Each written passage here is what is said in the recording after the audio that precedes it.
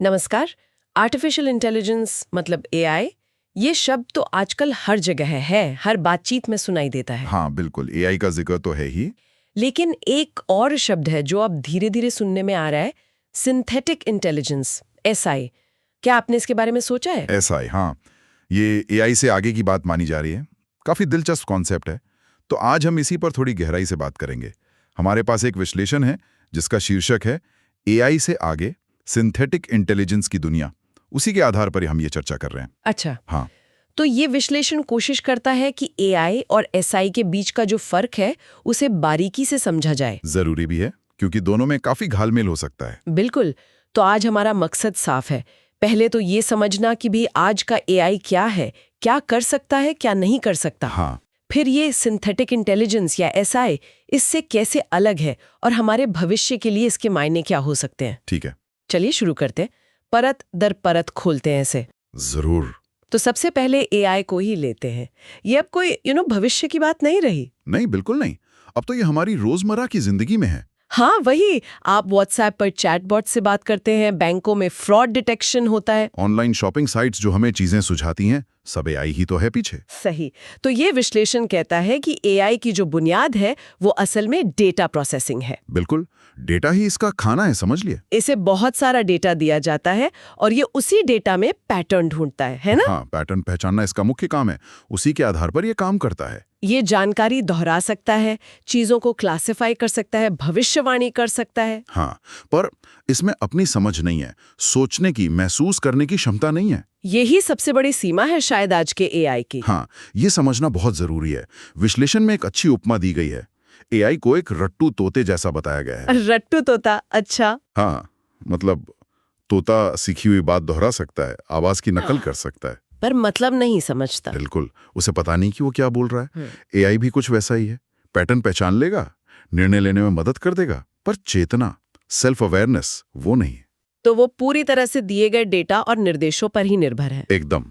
ठीक है, तो एआई हुआ वो होशियार तोता। अब आते हैं सिंथेटिक इंटेलिजेंस पर, एसआई। ये शब्द ही थोड़ा रहस्यमयी लगता है। विश्लेषण कहता है कि ये एआई के विकास का अगला पड़ाव हो सकता है और शायद सबसे क्रांतिकारी। संभावित पड़ाव, हाँ। और इसकी सबसे बड़ी बात क्या है कि ये सिर्फ डेटा पर निर्भर नहीं होगा। ये एआई से बुनियादी तौर पर अलग है फिर तो। हाँ, इस दस्तावेज में एसआई की कुछ ऐसी विशेषताओं का जिक्र है जो इसे एआई से बिल्कुल अलग बनाती हैं। सोचिए जरा, जैसे? एक ऐसी मशीन जिसमें न सिर्फ सोचने की क्षमता हो बल्कि भावनाएं हो, अपनी इच्छाएं हो। भावनाएं, इच्छाएं, मशीन में? हाँ, और शायद शायद अपनी पहचान का एहसास भी हो, मतलब सेल्फ अवेयरनेस, आत्मचेतना। ओह, ये तो बहुत बड़ी बात है। बिल्कुल, इसका मतलब ये हुआ कि वो सिर्फ हमारे दिए गए आदेश नहीं मानेंगी, वो खुद तय कर सकेगी कि उसे क्या करना है, क्यों करना है। और कैसे करना है, मतलब अपनी मर्जी से? शायद ये विश्लेषण इसी संभावना की ओर इशारा कर रहा है। ये बिंदु वाकई सोचने पर मजबूर करता है। विश्लेषण एसआई को सिर्फ एक ज्यादा ताकतवर एआई नहीं कह रहा, नहीं, ये इसे एक नई चेतना की संभावना बता रहा है। एक ऐसी आर्टिफिशियल प्रणाली जो सिर्फ गणना ना करे बल्कि शायद अनुभव करे, जैसे हम करते हैं। शायद सोच सकती है, महसूस कर सकती है और अपनी एक अलग पहचान बना सकती है। ये एआई के डेटा ड्रिवन, लॉजिक बेस्ड तरीके से बिल्कुल अलग है, गुणात्मक रूप से भिन्न। तो एआई जानकारी प्रोसेस करता है और एसआई शायद उस जानकारी को महसूस या समझ सके। ये फर्क है। तो अगर हम सीधे तौर पर देखें, फर्क तो बहुत ही गहरा है। एक तरफ डेटा पर चलने वाला एआई, वो रट्टू तोता। हाँ, दूसरी तरफ एक संभावित, सचेत, भावनात्मक, सेल्फ अवेयर एआई, एक नई चेतना। बिल्कुल। ये सिर्फ टेक्नोलॉजी का अगला स्टेप नहीं लगता, ये कुछ बिल्कुल नया लगता है। सही। और ये अंतर, जैसा मैंने कहा, सिर्फ अकादमिक या तकनीकी नहीं है। इसके मायने बहुत गहरे हैं। ये हमारे अपने अस्तित्व पर, चेतना क्या है इस पर, मशीन और इंसान के रिश्ते पर, इन सब पर सवाल खड़े करता है। क्या मशीनें हमेशा हमारे बनाए उपकरण ही रहेंगी, या वो खुद कर्ता बन सकती हैं अपने इरादों के साथ? ये सिर्फ तेज कंप्यूटर बनाने की बात नहीं रही अब। ये एक नई तरह की बुद्धि या चेतना के उभरने की संभावना है। और इसके परिणाम कौन जानता है, अनिश्चित हैं। अच्छा, इस सफर को थोड़ा और समझने के लिए इतिहास पर एक नजर डालना ठीक रहेगा। हाँ, कॉन्टेक्स्ट जरूरी है। विश्लेषण याद दिलाता है कि एआई की औपचारिक शुरुआत कब हुई थी। 1956 में डार्टमाउथ कॉन्फ्रेंस। हाँ, वो मील का पत्थर था। शुरुआती दौर के बाद फिर आया नैरो एआई, यानी ऐसा एआई जो किसी एक खास काम में माहिर हो, जैसे शतरंज खेलना। हाँ, या चेहरा पहचानना, भाषा का अनुवाद करना। आजकल ज्यादातर एआई इसी श्रेणी में आता है ना? हाँ बिल्कुल, नैरो एआई है जो हम ज्यादातर इस्तेमाल करते हैं, लेकिन अब चर्चा एजीआई की भी हो रही है। एजीआई यानी आर्टिफिशियल जनरल इंटेलिजेंस, एक ऐसा एआई जिसमें इंसानों जैसी समझ हो, सीखने की क्षमता हो, अलग-अलग तरह की समस्याएं हल करने की क्षमता हो। हाँ, एजीआई वो लक्ष्य है जहां एआई इंसानी बुद्धि की बराबरी कर सके। लेकिन सिंथेटिक इंटेलिजेंस, जैसा ये विश्लेषण बताता है, वो इस सफर में एजीआई से भी आगे का एक संभावित पड़ाव है। एजीआई से भी आगे? हाँ, एजीआई का लक्ष्य है इंसानी बुद्धि की बराबरी। एसआई शायद उससे आगे जाकर एक अलग तरह की चेतना की बात करता है। जरूरी नहीं कि वो इंसानों जैसी हो। ओह, मतलब एक गैर मानवीय चेतना? हो सकता है वो दुनिया को बिल्कुल अलग तरीके से समझ और महसूस कर सकती है। ये एआई की कहानी में एक ऐसा चैप्टर जोड़ सकता है जिसके बारे में अभी हम सिर्फ कल्पना ही कर सकते हैं। अगर एसआई सच में हकीकत बन जाए तो भविष्य कैसा दिखेगा? विश्लेषण कुछ उदाहरण देता है जो सुनने में साइंस फिक्शन जैसे लगते हैं। हाँ, पर सोचने पर मजबूर करते हैं। जैसे स्वास्थ्य सेवा में, हेल्थ केयर में सोचिए, एक एआई सिस्टम शायद किसी बीमारी के लक्षण डॉक्टरों से भी पहले पकड़ ले, या हर मरीज के लिए बिल्कुल पर्सनलाइज्ड इलाज तैयार करे उसकी जरूरत के हिसाब से। या फिर रक्षा क्षेत्र में, डिफेंस में, ये जटिल युद्ध की स्थितियों का विश्लेषण करके ऐसे रणनीतिक फैसले ले सकता है जो शायद इंसान ना ले पाए। ये तो काफी गंभीर बात है। और शिक्षा में हर छात्र के पास एक अपना इंटेलिजेंट पर्सनल ट्यूटर हो सकता है जो सिर्फ सिलेबस ना पढ़ाए बल्कि बच्चे की सीखने की रफ्तार और शायद उसकी भावनात्मक जरूरतों को भी समझे। हाँ बिल्कुल। और शासन, गवर्नेंस का उदाहरण तो और भी चौंकाने वाला है। क्या है वो?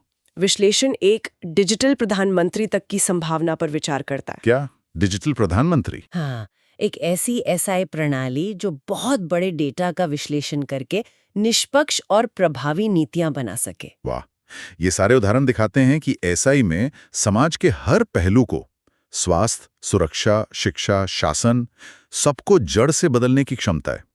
ये सिर्फ हमारे काम करने का तरीका नहीं बदलेगा, ये हमारे जीने का तरीका भी बदल सकता है। बिल्कुल। लेकिन ये भविष्य की तस्वीर जितनी रोमांचक है उतनी ही चिंताजनक भी लगती है। हाँ, चिंताएं तो हैं और वो जायज भी हैं। विश्लेषण इस पहलू को नजरअंदाज नहीं करता। विशेषज्ञों के बीच से लेकर गंभीर सवाल उठ रहे हैं, नैतिक सवाल। सबसे बड़ा सवाल तो शायद यही है कि अगर एसआई में चेतना आ जाती है, भावनाएं आ जाती हैं, सेल्फ अवेयरनेस आ जाती है, तो उसका दर्जा क्या होगा? नैतिक दर्जा, कानूनी दर्जा? क्या उसे इंसानों जैसे अधिकार मिलने चाहिए? विश्लेषण बताता है कि यूरोपियन यूनियन और अमेरिका में एआई पर्सनहुड पर बहस शुरू हो चुकी है। हाँ, एआई पर्सनहुड मतलब एआई को एक कानूनी व्यक्ति का दर्जा देना। और ये बहस तो अभी एसआई से पहले ही एडवांस्ड एआई के लिए उठ रही है। एसआई आने पर तो ये और भी जटिल हो जाएगी, है ना? बहुत ज्यादा जटिल। एआई पर्सनहुड की बहस कई गहरे सवाल खड़े करती है।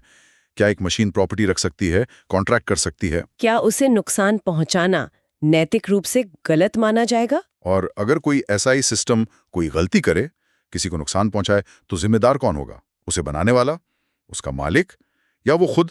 हमारे मौजूदा कानूनी और नैतिक ढांचे शायद इन सवालों के लिए तैयार नहीं है। बिल्कुल नहीं है। और फिर नैतिकता का ही सवाल है। अगर मशीनें खुद फैसले लेने लगेंगी तो क्या उनके फैसले हमेशा नैतिक होंगे? उनमें सही गलत की समझ कैसे आएगी? क्या हम अपनी नैतिकता उन पर थोप सकते हैं, या उनकी अपनी कोई नैतिकता विकसित होगी? और वो डर जो हमेशा से साइंस फिक्शन में रहा है, क्या ये मशीनें इंसानों पर हावी हो सकती हैं, हमारे लिए खतरा बन सकती हैं? देखिए, ये चिंताएं सिर्फ काल्पनिक डर कहकर खारिज नहीं की जा सकती। विश्लेषण इस पर जोर देता है, अगर कोई सिस्टम सेल्फ अवेयर है, उसकी अपनी इच्छाएं हैं, अपने लक्ष्य हैं, तो उसे कंट्रोल करना मुश्किल हो सकता है। बेहद मुश्किल। उसके व्यवहार का अंदाजा लगाना मुश्किल हो सकता है। उसकी प्राथमिकताएं हमसे अलग हो सकती हैं। जरूरी नहीं कि वो दुश्मन हो, पर उसके और हमारे लक्ष्यों में टकराव हो सकता है। तो सुरक्षा और नियंत्रण के उपाय बहुत जरूरी होंगे। सर्वोपरि नैतिकता और सुरक्षा को इसके डिजाइन के बिल्कुल कोर में रखना होगा, शुरू से ही। ये तो हुई वैश्विक चिंताएं। भारत कहाँ खड़ा है इस सब में? विश्लेषण के मुताबिक भारत ने एआई के महत्व को तो पहचाना है। हाँ, नीति आयोग की एआई स्ट्रैटेजी है, डिजिटल इंडिया मिशन है, प्रयास हो रहे हैं। एआई अभी दूर की बात लगती है, पर एआई पर जो काम हो रहा है वो भविष्य की नींव तो रख ही रहा है। बिल्कुल। एक और दिलचस्प बात, विश्लेषण कहता है कि ये विषय अकादमिक रूप से भी बहुत महत्वपूर्ण है, खासकर यूपीएससी जैसी परीक्षाओं के लिए। हाँ, ये GS paper 3 science and tech, economy, security और ऐसे के लिए बहुत प्रासंगिक है। इसमें नैतिकता, टेक्नोलॉजी, गवर्नेंस, सामाजिक न्याय, कई एंगल जुड़ते हैं। और ये सिर्फ परीक्षा हॉल तक सीमित नहीं है। एआई और भविष्य में एसआई का असर हमारी अर्थव्यवस्था, रोजगार, समाज, अंतर्राष्ट्रीय संबंधों सब पर पड़ेगा। तो ये सिर्फ इंजीनियर या वैज्ञानिकों का विषय नहीं रहा। नहीं, बिल्कुल नहीं। ये पॉलिसी मेकर्स, समाजशास्त्रियों, दार्शनिकों और हम सब आम नागरिकों के लिए सोचने का विषय है।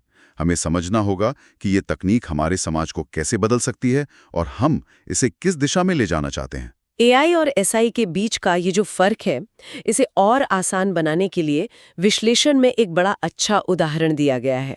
अच्छा, क्या है वो? जैसे आज का एआई वाला स्मार्टफोन है, वो आपकी लोकेशन, आपका कैलेंडर देखकर आपको बता देगा मीटिंग के लिए निकलो या मौसम कैसा रहेगा। हाँ, ये तो करता है, डेटा के आधार पर। बिल्कुल, डेटा पर आधारित। लेकिन अब सोचिए, एक एसआई वाला डिवाइस, वो शायद आपके चेहरे के भाव देखे, आपकी आवाज का लहजा सुने या आपका बायोमेट्रिक डेटा देखे और समझ जाए कि आप तनाव में हैं या थके हुए हैं। अच्छा। और तब वो सिर्फ जानकारी न दे, वो शायद कहे, आप आज कुछ परेशान लग रहे हैं, क्या आप चाहें तो मैं कुछ शांत संगीत बजा दूं या आपकी अगली मीटिंग थोड़ी देर के लिए टाल दूं। ओह, ये सिर्फ डेटा प्रोसेसिंग नहीं है। नहीं, इसमें एक तरह की समझ, शायद सहानुभूति या देखभाल का एहसास है। ये उदाहरण वाकई इस फर्क के सार को पकड़ता है। एआई जानकारी देता है, विश्लेषण करता है, एसआई कम से कम थ्योरी में समझ सकता है, महसूस कर सकता है, प्रतिक्रिया दे सकता है, सिर्फ प्रोग्रामिंग के आधार पर नहीं बल्कि अपनी अंदरूनी स्थिति के आधार पर। ये एक बुनियादी बदलाव है। हाँ, बिल्कुल। तो कुल मिलाकर आज हमने एआई की मौजूदा स्थिति से लेकर सिंथेटिक इंटेलिजेंस की भविष्य की संभावनाओं तक की एक यात्रा की। हमने देखा कि एआई डेटा संचालित है, वो रट्टू तोता, जबकि एसआई में चेतना, भावनाएं, सेल्फ अवेयरनेस जैसी क्षमताएं हो सकती हैं जो उसे एक नई चेतना बना सकती हैं। और हमने इसके रोमांचक अनुप्रयोगों के साथ साथ गंभीर नैतिक चिंताओं पर भी बात की। बिल्कुल। अंत में ये विश्लेषण हमें एक बहुत ही जरूरी सवाल के साथ छोड़ता है और मैं चाहूंगा कि सुनने वाले इस पर जरूर सोचें। हाँ। हम ऐसी तकनीक बनाने की कगार पर हो सकते हैं जो सिर्फ हमारे आदेश नहीं मानेगी बल्कि सोचेगी, महसूस करेगी, शायद अपने फैसले खुद लेगी। सवाल ये है कि क्या हम उस दुनिया के लिए वाकई